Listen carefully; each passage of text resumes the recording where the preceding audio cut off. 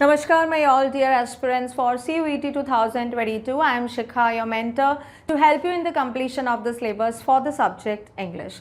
Today in this video, we will start rearrangement. How you should be arranged the words in arranging the meaningful sentences, or how you have to arrange the sentences to create the paragraph that we will see in this video. It's a part of your syllabus. सबसे पहले देखते हैं rearrange sentences. What is this? Introducing variety, creativity and originality to a sentence. क्यों करते हैं हम? क्योंकि ये इंट्रोड्यूस करता है. क्या इंट्रोड्यूस करता है? ये इंट्रोड्यूस करता है variety. Variety is called various type of sentences.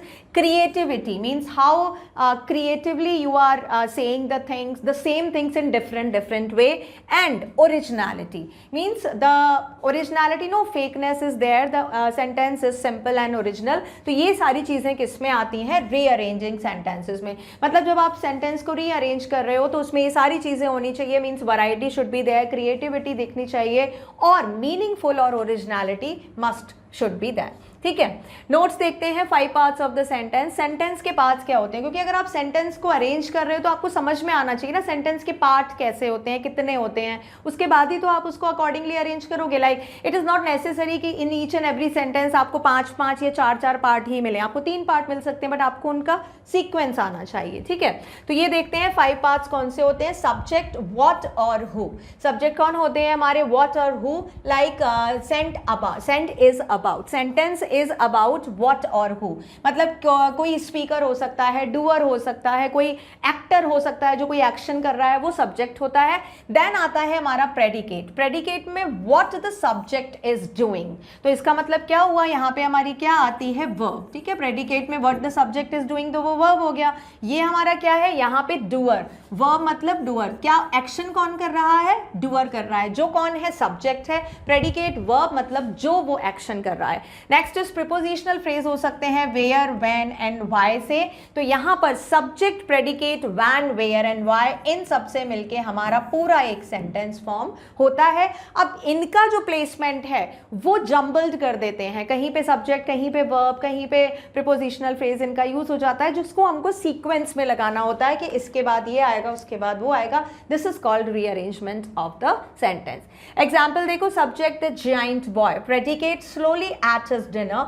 ये हमारा यहां से the giant boy slowly ate his dinner late one Thursday in a decorate dinner then because he was exhausted. ठीक है, ये हमारा पूरा एक सेंटेंस है. अब इसको देखो अलग अलग लिखा हुआ है. किस तरह से लिखा हुआ है? क्योंकि जो इसके पार्ट्स हैं वो लिखे गए हैं. अब पहला पार्ट है देखो द जायंट बॉय, ये हमारा हो गया subject. Then slowly ate his dinner, ये एक्शन हो गया. ये क्या हुआ? जायंट बॉय कौन है हमारा? ये डूअर है, यानी कि ये सब्जेक्ट है. एक्शन क्या कर रहा है? एट हिज डिनर, तो ये उसका एक्शन हो गया, प्रेडिकेट हो गया. लेट वन थर्सडे, ये क्या हुआ? वैन. ये वैन का सेंस दे रहा है prepositional phrase when. In a decrepit dinner. ठीक है, decrepit dinner because he was exhausted. यहां पे दिया ये आपका when, then where and why. ये सारा सेंटेंस आ गया. और ये हमारा किस फॉर्म में आया है? सिर्फ इसी फॉर्म में आया है. सबसे पहले सब्जेक्ट आएगा, फिर predicate, then where, when and why. Like this means it can be interchange. Like यहाँ पे पहले थर्सडे व्हेन दे दिया है, when, where and why, and like this we can make the sentence, arrange the sentence. अभी देखो, any order, the 5 parts can be placed in any order as long as the subject provided comes before the predicate. Subject हमेशा किसके पहले आना चाहिए? Predicate, जिसको आप बोल सकते हो वर्ब. ठीक है, जो एक्शन किया है. तो सब्जेक्ट हमेशा किससे पहले आना चाहिए, ये याद रखना है आपको. आप व्हेन, वेयर, व्हाई इन क्वेश्चन में या जो सिचुएशन दी गई है उनमें आप वेरिएशंस कर सकते हो. कोई भी सिचुएशन पहले आ सकती है, बट पहले सब्जेक्ट आएगा, प्रेडिकेट या वर्ब उसके बाद ही आएगी.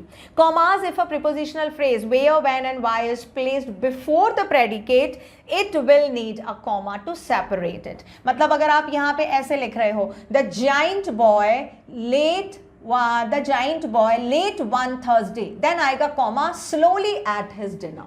ठीक है। ऐसे मतलब ये नहीं है कि आप ये फिक्स रूल फिक्स है कि सब्जेक्ट के बाद वर्ब ही आएगा और आप कुछ लगा ही नहीं सकते। नो, कन्वर्सेशन फ्लो में या अगर आपको ज़रूरत है तो आप लगा सकते हो, बट वहाँ पर भी पंक्चुएशंस के जो रूल्स हैं वो फॉलो करने पड़ेंगे। आप डायरेक्टली ऐसे नहीं लिख सकते हो the giant boy late one Thursday slowly ate his dinner, इसमें कोई सेंस नहीं रहेगा। जब आप यहाँ ऐसे करोगे the giant boy comma and then late one Thursday comma slowly ate his dinner, now it is okay. ठीक है, तो यहाँ पे पंक्चुएशन का भी ध्यान रखना है। वैसे तो आप कोशिश करना कि सब्जेक्ट के बाद वर्ब ही आए, उसके बाद कोई प्रीपोजिशनल फ्रेज आए, उसी तरह से हमको करना है।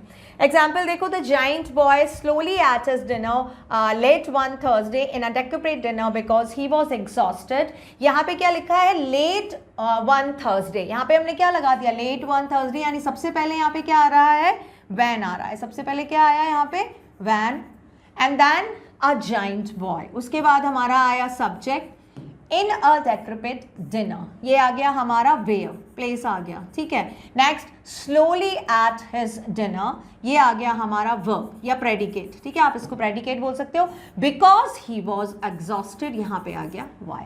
ठीक है, ये हमारा क्या सीक्वेंस हुआ, देखो when, subject, where, verb and why. But even then कोई भी आप अगर सेंटेंस बनाते हो, कुछ किसी भी तरह से अरेंजमेंट करते हो, सब्जेक्ट हमेशा वर्ब के पहले ही आएगा। ठीक है, कहीं भी आए सब्जेक्ट या यहाँ पर आए उसके बाद अगर आप करते हो, वर्ब बाद में करते हो, but it never follows like पहले वर्ब आएगा या प्रेडिकेट और बाद में सब्जेक्ट। नो, ऐसा नहीं होगा। सब्जेक्ट का प्लेसमेंट हमेशा वर्ब से पहले होगा, means your sentence is right. और यहाँ पे हमने क्या किया है, जो भी चीज़ें आपने पहले लाइन यूज़ किया है उसमें हमारा सारे punctuations mark, this is very important, otherwise meaning change हो जाएगा आपके सेंटेंस का। नेक्स्ट देखो, रीअरेंजिंग क्यों करते हैं, rearranging a sentences allows the author to change tone. जो भी राइटर है उसको टोन चेंज करने में मदद मिलती है, rhythm and the flow of the sentence. हमारे लिए क्यों जरूरी है, हमारे लिए इसलिए जरूरी है क्योंकि हमें कॉम्पिटिटिव एग्जाम देना है, बस हमको राइटर नहीं बनना है, अभी हमको कॉम्पिटिशन फाइट करना है। तो आपके लिए क्यों जरूरी है रीअरेंजमेंट, आपको एक मीनिंगफुल सेंटेंस बनाना है, दैट्स इट, नथिंग एल्स। ठीक है, अदरवाइज राइटर के लिए it will change the tone, rhythm and the flow of the sentence. थोड़ा सा मीन्स मोनोटोनस अलग हो जाता है, जैसे ये सेंटेंस है, रादर इट इज लुकिंग ना वेरी मीन्स लग रहा है कि हाँ कुछ अलग सा है, डिफरेंट है, because it is not starting as usual with subject. But यहाँ पर हमको क्या करना है, we have to make a meaningful sentence. Students are encouraged to practice with new structure and use their personal preferences when choosing a rearrange the sentence. अब यहाँ पे ये आगे का बता दिया है कि भाई पर्सनल प्रेफरेंसेस दे दो, भाई मुझे पसंद नहीं है, मुझे नहीं लगाना सब्जेक्ट पहले, I will place the subject after all, मैं सारी चीजें पहले लगाऊंगी, it's okay, but then you have to follow the punctuation mark. ठीक है, तो यहाँ पे हमारे लिए जरूरी है मीनिंगफुल सेंटेंस। अब देखते हैं व्हाट इज सेंटेंस रीऑर्डरिंग, इसकी एक्यूरेट डेफिनेशन एक बार देख लेते हैं। It is one of the important chapter of class 10। ये कौन सी क्लास से आया है आपके पास, 10th English grammar. By doing through the name it is not difficult to understand the meaning of the words, means by going through the name, सिर्फ name पढ़ के आप अंडरस्टैंड नहीं कर सकते वर्ड्स का meaning. It concentrates on the arrangement of few jumbled sentence. आपको किस चीज पे कॉन्सेंट्रेट करना होगा, जो जम्बल्ड सेंटेंस हैं उस पर आपको कॉन्सेंट्रेट करना होगा, जिससे कि आप पता लगा सको कि भाई हमको इनको कैसे रीऑर्डर करना है। जम्बल्ड का मतलब क्या होना चाहिए, आप बोल सकते हो अनऑर्गेनाइज्ड। कैसे होते हैं, अनऑर्गेनाइज्ड। ये जो अनऑर्गेनाइज्ड है उनको हमको ऑर्गेनाइज्ड वे में करना है। The students are usually asked to arrange a bunch of the sentence and the way you arrange it determines their performance in the final exam. यहाँ पर एग्जाम की बात हो रही है because I have just taken the same जो आपका material है जो आपकी क्लास 10 में था, क्योंकि वहीं से ही आपके सारे ग्रामेटिकल पार्ट आ रहे हैं, तो ये आपके नोन है। अगर आप नोन सोर्स से पढ़ोगे तो you are not going to feel very alienated और strange. That's why I try to take the means आपके प्रीवियस वीडियोस में भी मैंने वहीं से लिए थे, तो 10 का जो है वो मैंने बताया है, जो आप ऑलरेडी पढ़ चुके हो वहीं से निकाला है ये मैंने। तो यहाँ पे क्या होते हैं, बंच ऑफ द सेंटेंस, बहुत सारे सेंटेंस होते हैं जिनको आपको अरेंज करना पड़ता है।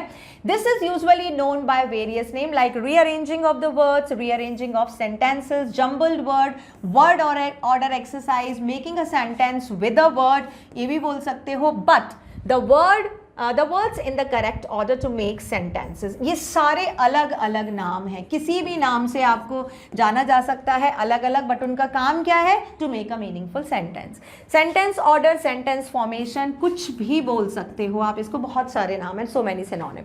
अ student has to be extra careful while rearranging sentences because it can be tricky. Yes, यही तो हमको जानना है कि ट्रिकी होते हैं।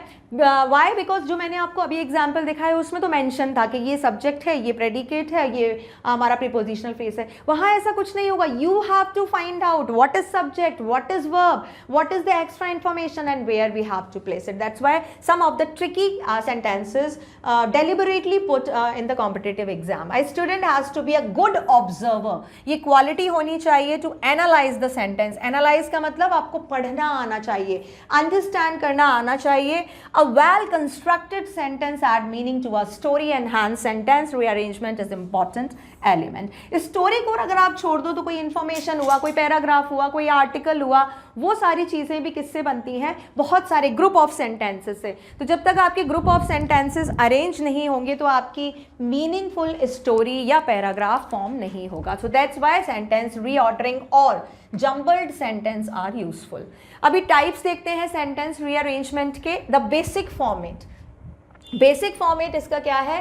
This is the format where all the statements are presented in a jumbled form and students need to reshape all the statement correctly. कैसे दी गई हैं? अनऑर्गेनाइज्ड फॉर्म में दी जाती हैं बेसिक फॉर्मेट में, और आपको उसको रीशेप करना होता है to form the statement correctly. Next है static first statement. In second type, first statement is given as static, पहली दी जाती है static and candidates have to arrange the other statement logically। मतलब फर्स्ट जो है static का मतलब हुआ जो फर्स्ट प्लेस पे ही आएगी, that is right। आपको जो रेस्ट ऑफ द जितने भी सेंटेंसेस हैं वो आपको अरेंज करने हैं। The first statement must remain unaffected. पहली वाली जो स्टेटमेंट है उसको आपको टच नहीं करना है, उसको अरेंज नहीं करना, दैट इज ऑलरेडी सेट। ठीक है, ये सेकेंड टाइप में हो गया हमारा स्टैटिक फर्स्ट। द नेक्स्ट होता है हमारा static last statement. This is just static first statement, last statement is given and static and candidates need to arrange the other sentences to make the paragraph logical with the last sentence constant. Constant is called you have to not to move, वहां से हटना नहीं चाहिए। मतलब जो static का क्या मतलब हो गया? स्टैटिक का मतलब हो गया कि you are not suppose to move और अरेंज द लास्ट स्टेटमेंट। यहाँ पे आपको लास्ट स्टेटमेंट को अरेंज नहीं करना है, सीक्वेंस नहीं करना है, यहाँ पे फर्स्ट को नहीं करना है, they are already in sequence. Next देखो static first and last statement. जो नेक्स्ट तरह का होता है उसमें क्या होता है? इसमें last statement can be static और the first statement and candidates are required to arrange the left over sentences between these two statements to make them logically. यानी कि जो हमारा फोर्थ टाइप का है उसमें फर्स्ट और लास्ट फिक्स प्लेस पे हैं, आपको सिर्फ बीच वाले जो हैं वो अरेंज करने हैं। I hope it is clear. इसमें जो फर्स्ट वाली है इसमें कोई भी सेंटेंस अरेंजमेंट नहीं होता। सेकेंड वाली में फर्स्ट सेंटेंस फिक्स होता है, बाकी का अरेंज करने होते हैं। स्टैटिक लास्ट में लास्ट अरेंज होता है, आपको फर्स्ट से लेके rest of the sentence arrange करने हैं। और स्टैटिक फर्स्ट एंड लास्ट में फर्स्ट और लास्ट फिक्स होता है, आपको लेफ्ट ओवर सेंटेंसेस अरेंज करने होते हैं। I hope it is clear, ये आपको समझ में आ गया।